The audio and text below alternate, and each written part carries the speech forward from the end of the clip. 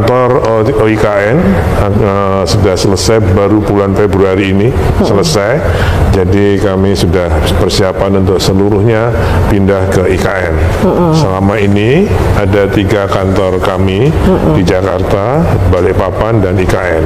Nah, dengan selesainya kantor OIKN sekarang, saya sudah bersepakat dengan seluruh rekan-rekan saya, teman-teman saya di OIKN untuk pindah semua ke sana. Iya, kami sudah punya menempati beberapa rusun yang sudah dibangun oleh Kementerian PUPR sebelumnya untuk ditempati oleh para karyawan OIKN.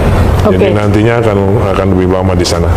Nah, jadi kalau dari segi struktur organisasi, dari segi besaran ya, organisasi OIKN itu sebenarnya berapa orang sih Pak? Termasuk sekarang ini yang sampai tahun 2024 sebelum ada penerimaan CPNS 2024 yang akan masuk pada bulan April nanti ada sekitar 500 orang. 500 orang dari pegawai negerinya sekitar 290-an orang, yang lainnya yang non ASN dari P3K, PPNPM dan sebagainya yang nanti akan tersaring dengan adanya kebijakan nasional tentang kepegawaian ini.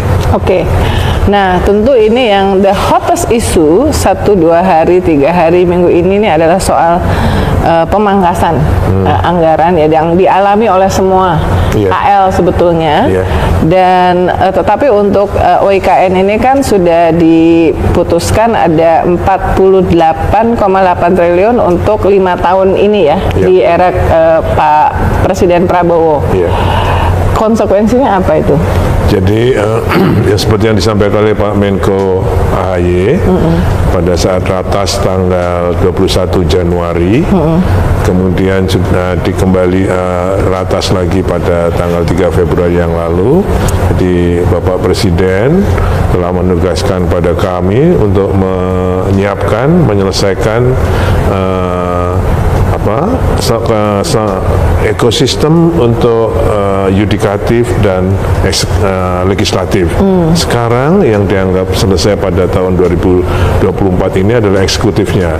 Ada kantor presiden, kantor-kantor Kemenko, kemudian rumah jabatan menteri, kemudian ada kantor-kantor beberapa kantor swasta yang masuk, kemudian prasarana lainnya, air minum, listrik dan sebagainya, itu baru yang dianggap sebagai ekosistem eksekutif.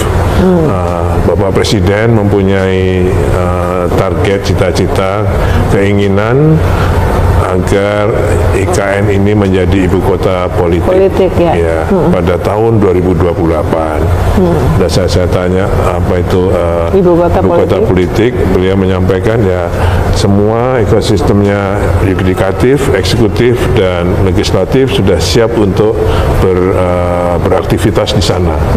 Dengan asumsi bahwa kalau itu pemerintahan sudah bergerak di sana, semua kegiatan ekonomi akan mengikuti.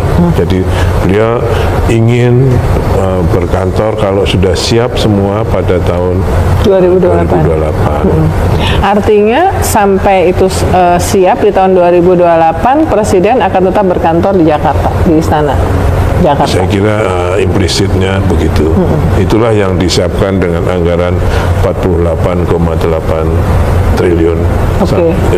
Kalau ibu kota politik tuh kira-kira referensinya kayak Canberra, Pretoria, Afrika Selatan, Washington DC dulu pada gitu ya? Saat menyusun master plan kepindahan IKN ini, kita pelajari ada 90-an kota ibu kota negara, termasuk Astana, Brasilia, Canberra, Putrajaya. Putrajaya. Semua dipelajari, masuk yang Myanmar apa namanya itu ya, Myanmar segala semua dipelajari. Namun kami pada saat itu dengan Bappenas ingin supaya kota ini menjadi kota bukan hanya kota politik, bukan hanya kota administrasi, tapi ya ibu kota yang dengan karena kita punya Banjarmasin, kita punya Balikpapan. sehingga ketiga ekosistem kota itu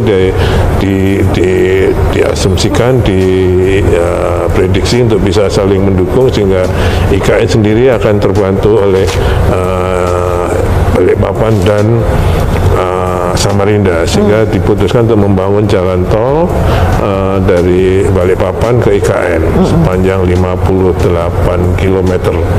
Nah, asumsinya atau tujuannya agar dari Balikpapan nanti ke IKN tidak lebih dari 40 menit, termasuk pembangunan bandara di IKN. Kalau dari bandara ke IKN hanya 18 menit, sehingga itu akan bergerak sebagai kota ibu kota.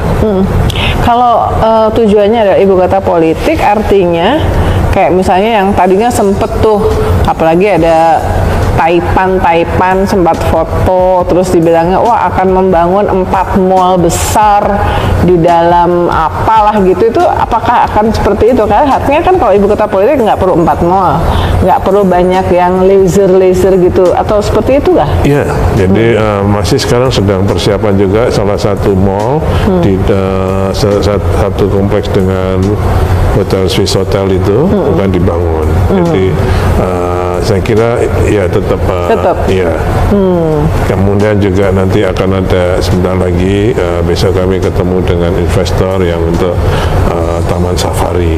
Kita akan bangun taman safari di sana. Okay. Jadi dan perkantoran akan segera dibangun di sana. Jadi kalau highlightnya 48,8 triliun itu fokusnya akan membangun apa? Satu, kompleks indikatif. Jadi MK, MA, Komisi Yudisial, huniannya, kemudian kawasannya kita bangun. Kemudian legislatif juga, DPR, MPR, DPD, huniannya, dan kawasannya kita bangun. Jadi termasuk jalan-jalan dan sebagainya, termasuk juga itu tadi perkantorannya semuanya, termasuk ekosistem perkotaannya. Jadi itu yang kami desain dengan rencana anggaran yang 48,8 gitu. Termasuk pemeliharaan. Karena kan kalau bangunan nggak ditempatin biasanya malah agak bahaya. Sekarang ini fase satunya, tahap 1 yang dibangun pada tahun 2022 sampai 2024 yang dikerjakan oleh Kementerian PUPR berupa istana, kantor presiden, 4 Kemenko, berarti 16 tower, kemudian nanti 47 apartemen, 36 rumah tapak menteri, dan juga kawasan lainnya, jalan-jalan kawasan.